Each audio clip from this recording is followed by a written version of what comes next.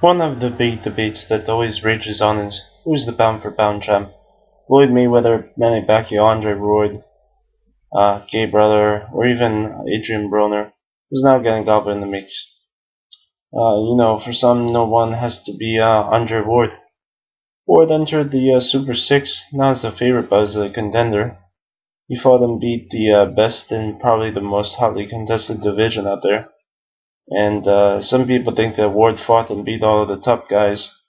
Well, guys who were world champs and after losing the Ward went on to be again a belt holder. Now, Carl Froch, Michael Kessler, who stopped a feat that Joe Kazagi couldn't do, proves the level of competition that Ward fought at. Now, a lot of people will say Floyd Mayweather. Yes, he's still undefeated, but really, what makes him no one?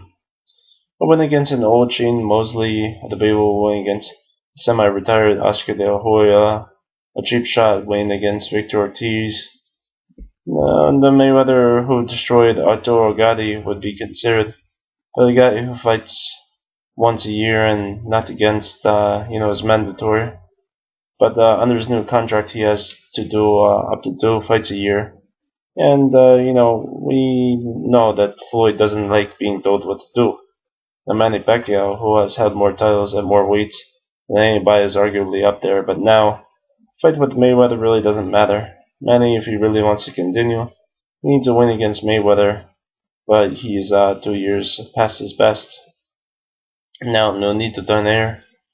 Chris John, guys who are great fighters. Vladimir Klitschko has pretty much tied up the heavyweight division, even though there are some good up-and-comers. But he insists on defending against guys who are maybe 10 or 15 in the world. And Andre Ward beat all the guys who are 1, 2, 3, 4. Cedra then beat, Jane Dawson, but easily beat Dawson all the same. Now, if you want to talk about pound for pound best, talk about the guy who beats the best, not a guy who fights past their best fighters or a guy who likes to pick up on good young fighters. Pick a guy who beat the best in their prime. And, many think that's got to be Andre Ward.